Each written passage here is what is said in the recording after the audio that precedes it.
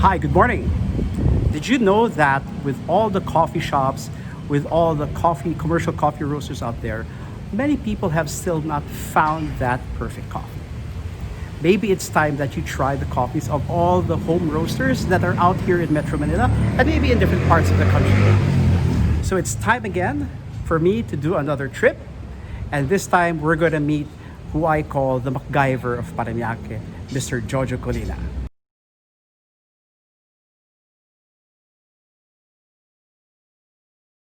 Who is an inventor, a tinkerer, and also a professional photographer who loves coffee and loves to roast coffee. Several people have been asking what bike I take, so let's have a few seconds for my bike check.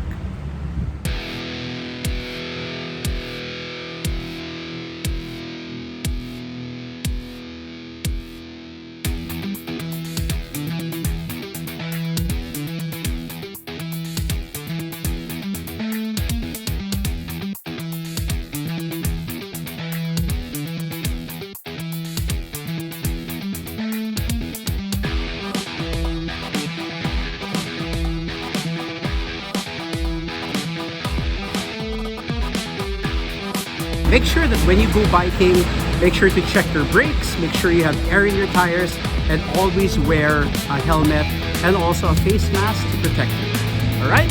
So there you have it. Now join me on today's roast trip.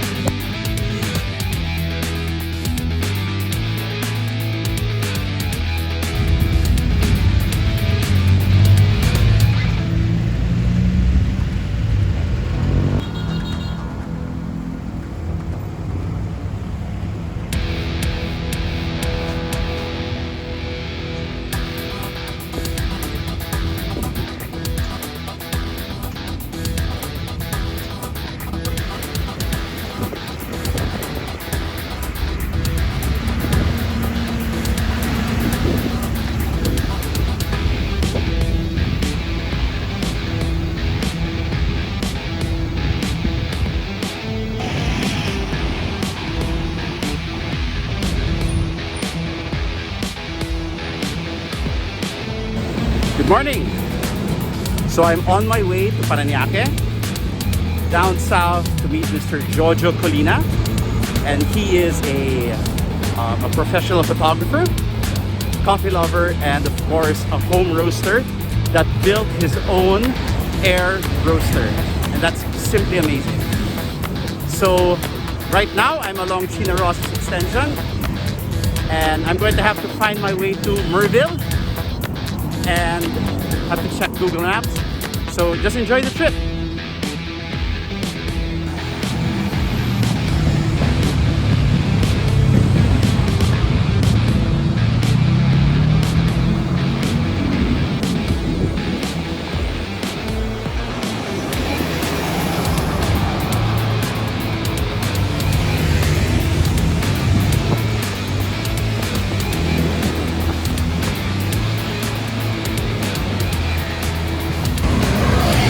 So apparently, this service road is one way from 8 to 10 a.m. So I have to stick to the sidewalk.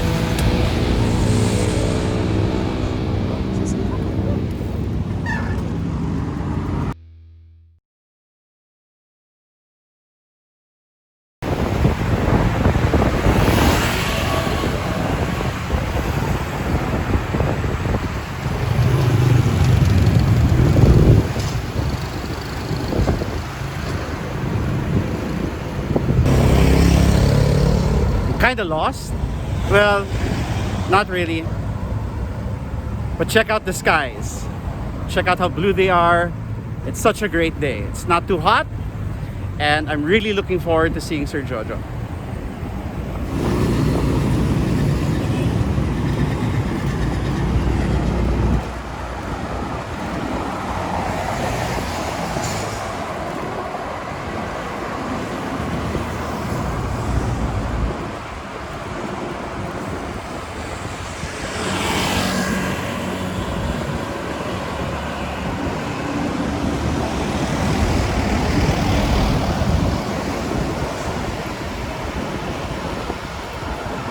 So do you want to know how to roast using a home-built air roaster.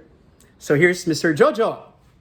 Hi. All right, so he's going to show us all about air roasting on his DIY roaster and also some bonus treats of what this man has done. This is probably the MacGyver of coffee roasters. Jojo Colina used to be an IT guy, which is pretty much what kept me away from hobbies. I was in IT operations, but before IT, I was a photographer. I did some professional photography and photo finishing in the 80s. I started out with school papers back when in high school and kind of waned away from it because life was there. And as I grew closer to my retirement, I took up photography again. And somehow at about the same time, I suddenly realized that there was something better than 3-in-1 and Starbucks. Okay. And so those are my two passions, you would say, at the moment. It's coffee and photography. So how did your love for coffee begin? Can you let us tell us something about that? Oh yeah, there was a definite event. So I'd been one of the regular Filipino coffee drinkers, some 3-in-1, some white coffee, some Starbucks sugary drinks. And one day I was in Century City Mall, and there was this new pop-up coffee place that opened. And there was this stuff that had a funny sounding name, Wulu Mulu. And that's when it started. I think it must have been the first weekend that they were open. Yes, I'm very familiar with that coffee shop that you mentioned and Wulu Wulu. Yes, and I do remember you coming over and trying that coffee. Aside from drinking, you also got into coffee roasting, correct? Yes. Hmm? Actually, roasting, I guess, started with laziness. Can you tell us more? No, actually, no. Here's the real reason. Remember before that coffee shop had the roastery, Mm-hmm. Wulu Mulu was there and sometimes it wasn't. And there began. Yes. I would go to BDG and try, I can't remember what their signature brand was, blend was anymore, but not quite to my liking. So I was on the internet one day and read about home coffee roasters and said, hey, I can do that. I started out pan roasting. Can you tell us your experience about pan roasting? It would be raw or burned. Sometimes it was good, but didn't have enough control, and plus, doing this for 20 minutes was It was tiring. it was tiring. It was very tiring. Yes, and so can you tell us something about this contraption that you have built? It's, for lack of a better term, an over-engineered popcorn maker. Okay. I mean, you could actually put popcorn in this and get popcorn, but let's not do that. Okay. So can you tell us your inspiration for this one? It was a popcorn maker. It was a popcorn maker. Okay. Except that I noticed that popcorn makers lack the control over the amount of air. Mhm. If you got a popcorn maker that had, you didn't put enough coffee, once the coffee lightened up, it would blow out the top, or it would stay at the bottom and burn, not enough control. So being a tinkerer at heart, so I set out to build my own. There were various contraptions before this, all based on this popcorn maker I took apart, but eventually it turned into this. All of the parts on this are actually bespoke. They're all machined specifically to my specifications. And because I wanted something sensory, I wanted to see the coffee, I wanted to smell the coffee. This is the roasting chamber. This is actually, for lack of a better term, a viewing portal. This roasting chamber is a very thick metal, so it retains heat and imparts it into the coffee, and which each coffee bean in turn imparts the bean beside it, Okay. and that does the roast. All right. And how about the I see that you have motors and controls down here. And, Yes. And like as you mentioned that this is a pure analog Yes, roasting yes. machine. This is a blower which blows the air into a heater, which I don't know if you can see is in this section, and Okay. it's covered up. This is a variable voltage transformer, sometimes called the variac. The big one controls the heating element, Okay. the voltage of the heating element. The smaller one controls the voltage of the motor. So you can go from fast to slow. And we do that to establish a consistent volume, height of the beans. Consistent height and mix. Okay. And how do you measure your temperature with this one? Well, the temperature is measured by a thermocouple that is inserted in the roasting chamber and this digital thermometer. Awesome. And I believe, as you said, Jojo, that everything is bespoke. And can you tell us the story about how you got this tempered glass container there? Because I believe it's really interesting. So sometime in the 60s, Pyrex that makes, borosilicate glass, which is heat-proof, made this. It is called a bake-around. Okay. It's made for baking circular bread. So I purchased a couple. This one is actually still unused in the box. This is the way they came.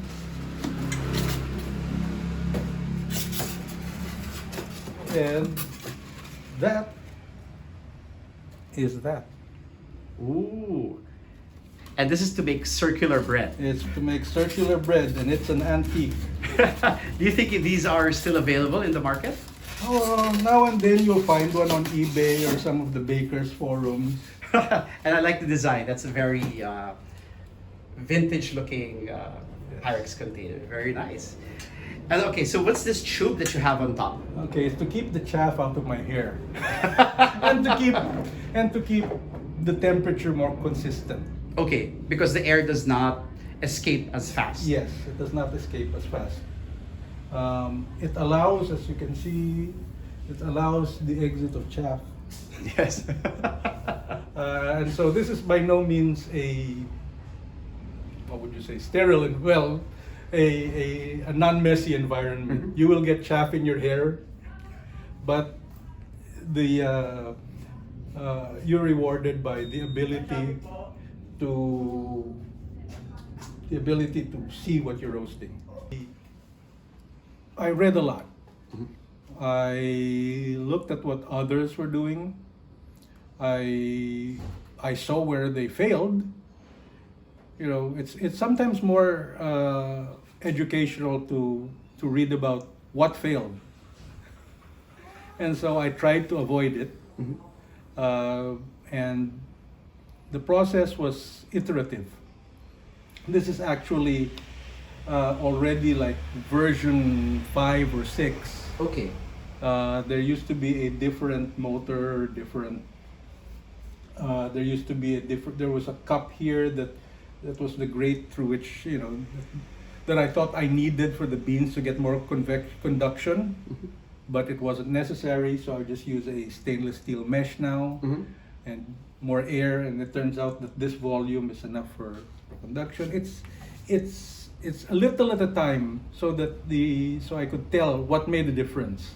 The necessity of a large chassis for a drum roaster was not appealing to me.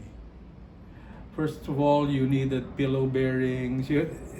Believe me, I had a design for a drum roaster as well. I played with using a LPG heater, an infrared heater, a whole bunch of those things. But simplicity, keep it simple. So it seemed to me that adding this piece to provide conduction roasting was what I needed. Mm-hmm. I followed Scott Rayo because he was more unconventional. Mm-hmm. Not in the roaster itself, but in his theories of roasting and even in his theories of extraction. Mm-hmm. So I followed him and I pulled the gist out of that and tried to implement that. See, the stages that the coffee bean goes through is the same whether it's a drum roaster or an air roaster. You just have to be able to look and know when the changes are happening. And I find it more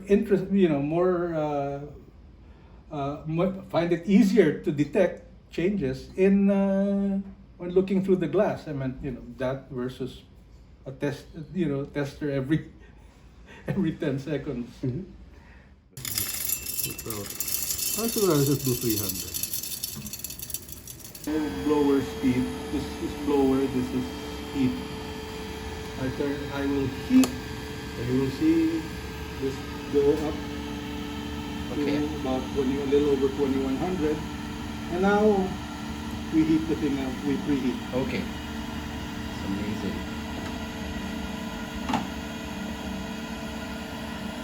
So right now it's measuring air. Actually, no, it's measuring the no. And quickly up there.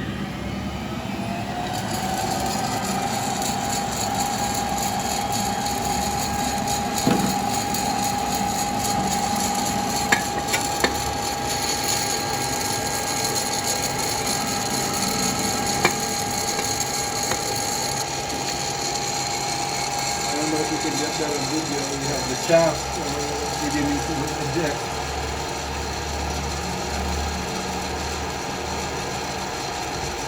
Hey guys, so Jojo is showing us how to use his air roaster, as you can see right there. All right, so we're roasting a Atop coffee right now. It's a bourbon coffee.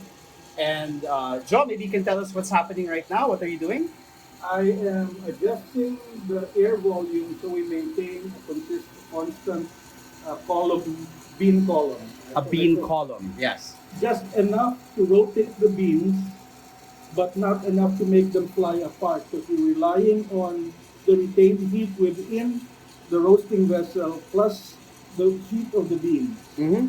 So this is like cuddling up your sweetheart on a cold night. I understand. I know that very well. I'm sure a lot of us understand what that means. So that's what we're doing with the beans. All right, that's what We're doing. using their retained heat to cook evenly. Okay, that's very interesting, no? The beans will even up in color towards the end of the roast. Oh, okay. When, of course, when the moisture that in the drier beans are gone, they'll even up. And that's why you need to keep the bean in a column so that they all go into the same temperature range at the end of the roast. This is really a sensory experience. Ooh. So aside from the scale and the timer, I don't keep the phone here. I found that I sometimes get involved with Facebook or something and the roast is not going the way it should. And as you said, everything is analog for you in your controls. Yeah. You can see now the bean column is much taller because the beans have expanded. They're well into the first crack. And I can see, Jojo, that like what you said, that the color is now a lot even. Yes, a lot more even. Wow, this is a nice looking roast. Top. Yeah, it is not top. Mhm. So it will be in the middle of the first crack at about 186. Okay. And we will likely pull it at around the 195. Wow. Okay, guys, you can already hear. You can already start hearing the crack, and you can see all the there you That's go. the dark chaff. All the chaff that's being shot out. This is really amazing. This is really amazing. You can tell the difference. That's the light chaff from when it starts, and here's the dark chaff from the crack. Amazing. So really, you for people who do roasting without much instrumentation, you really have to rely on your senses, right? We should go to cooling now. Okay, wow, look at that. So, We are at 9 minutes. so can you tell me what? Wow, look at that. It's snowing chaff in here, man. Whoa, so you turn off the heat, Yes, and I bring up the fan. and you bring up the fan, right? Yeah. And for this one, Jojo, no? How long does the cooling take for this one? About 2 minutes. About 2 minutes. Oh, look at that. All right, so what's next? I don't get my hands. Blow off the chaff at the top.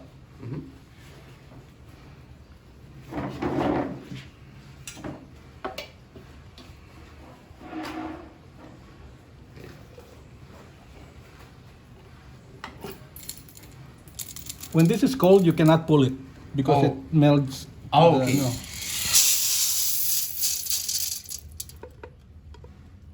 Okay, Oh, wow, that looks really great. put it back. Blow out some chaff.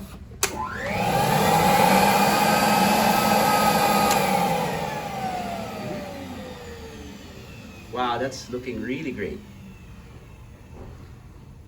There are a few, I always call them immature beans that don't seem to roast very well, but you can just pick those out. Yes.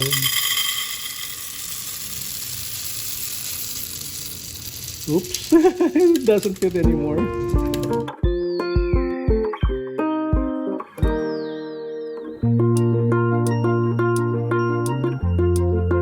Hindi na kaya na ito.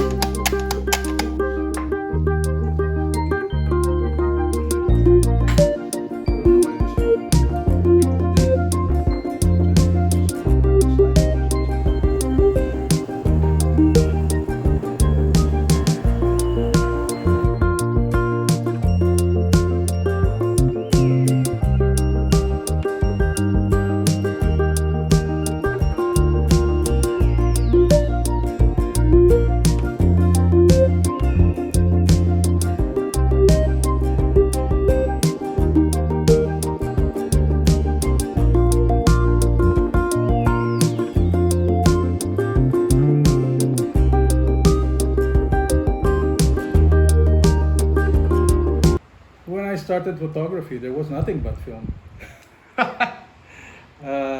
So Jojo, what I noticed on this table is you have a pack of Nescafe Classic Instant Coffee. Can you tell me something about this? Is this something that you drink every day? No, but my film sometimes does. Yes, and I think you mentioned before that you develop film using coffee. It's a mixture. You call it a blend. Okay. It's a blend of coffee,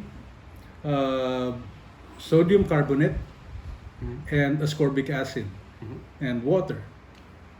And so how does that mixture help in developing film Well, aside from the chemicals that are traditionally used in film development? Well, it's an alternate process where you don't if all of the manufacturers stop making film developer, there will always be coffee, there will always be sodium carbonate, and there will always be ascorbic acid. So you can continue film, so anywhere you are. All right, so Jojo is going to show us the difference of the negatives or the development. How do you say it, Jojo? The difference in the negatives, we can't show the development right now. Okay, so the development, so can you show us the difference? So you will notice, well, this is just an easy way to tell that it's been developed in caffeinol, which is what coffee developer is called. It's called caffeinol. It takes on the hue of coffee. It's kind of brownish as compared to a totally black and gray with standard developer. So this is the standard developer, the one that we have yes, here. this is the standard developer. But what you can't see, you'll need a loop to be able to tell it. Their caffeinol seems to be able to bring out more shades of gray. Okay. between white and black. So if in digital terms, it's kind of like HDR, Oh, okay.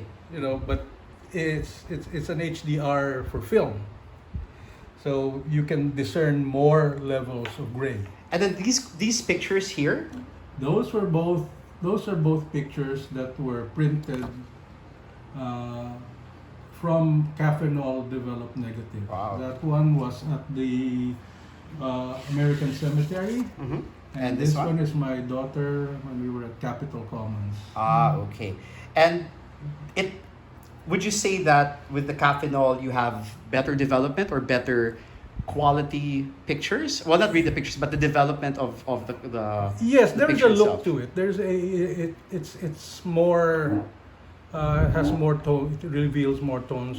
It's easier to get that look with Caffeinol than to try to get the Caffeinol look with a different developer. So would you consider using Caffeinol as it's being a little bit like you say artisan for photographers? Pretty much. That's it.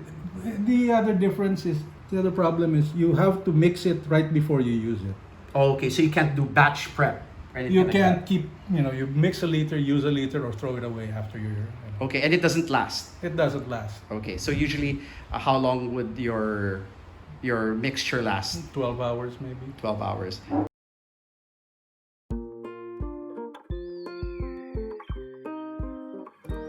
Home roasters, I believe, have an advantage if they are roasting for themselves or a limited number of people because they can tailor each roast. If you have a friend who likes it dark, by all means, roast up 300 grams for him as dark as he'd like it to be. It may not be your cup of tea, but it might be his. Commercial roasters have to think about a lot of people. They have to please people whose taste they can't even whose tastes are guessed at. While you roast for yourself, you roast for close friends. Actually, to start home roasting, I'd stay away from the weird things that you see. Start really with a popcorn popper. It's cheap. If you find it's not for you, not much was lost. But it will teach you a lot about looking at the roast, tasting it, and figuring out what went wrong or what didn't go wrong. And there's a lot of resource online about taking a popcorn popper and making it a roaster. Certainly worked for me. Well, I like roasting the Philippine coffees because I love what is out. And there's enough nuance in Philippine coffees that you can find a coffee that's to your liking. Great, 90 plus coffees. It's also 90 plus wallets. But as I said, taste is not always the same as price. And because you're adding your own skill to the process, you have control. You don't need to start with, roasting a 90 plus coffee. That might not work out and you might get frustrated. But go find try our various coffees. They're really very good. Yeah, I'd like everyone to find a home roaster, especially during these times when everybody could use a little boost in income. And you'll be rewarded by a boost in the quality of the coffee you drink. So support a home roaster.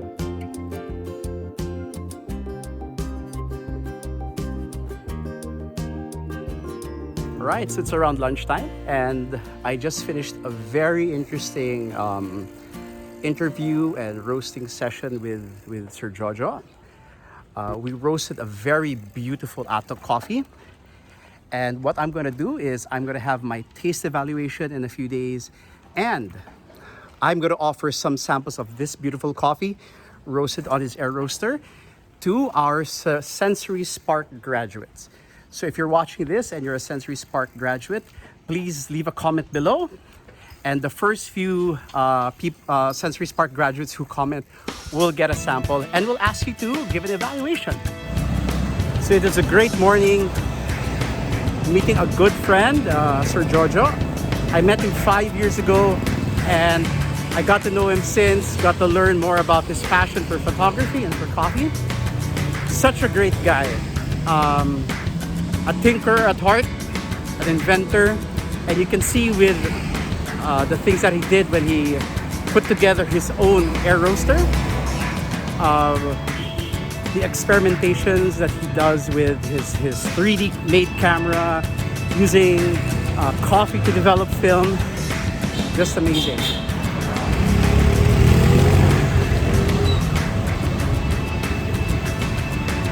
One of the things that I liked from what Sir Jojo said was reach out to the local roasters, because the local roasters have their own interpretation of the roasts. They develop different flavors. They have maybe a lot more freedom to try and discover different or new profiles. So, yep, why not try to find a home roaster and check out their beans? You might be surprised. I'm glad I got to introduce you to Sir Jojo. I'd like to call him the MacGyver of Paranaque. Such a great guy. And please, reach out to home roasters. Reach out to Sir Jojo if you want to try out his own roasts. Check out, and I'm telling you, he roasts very, very well. Right? And for all of you home roasters or guys out there who want to be home roasters, do not give up on your dream to do so. There's a lot of ways to get you started, so just keep watching. Right? So it's about time for me to get home. I had a lovely lunch and lovely coffee, and thank you so much for joining today's roast trip.